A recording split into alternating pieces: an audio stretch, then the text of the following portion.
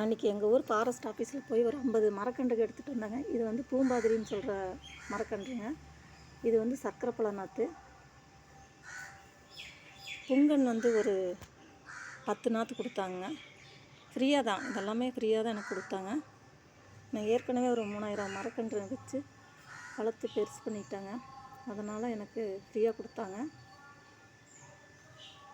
இது எல்லாமே நிழல் தரக்கூடிய மரங்கள் தான்.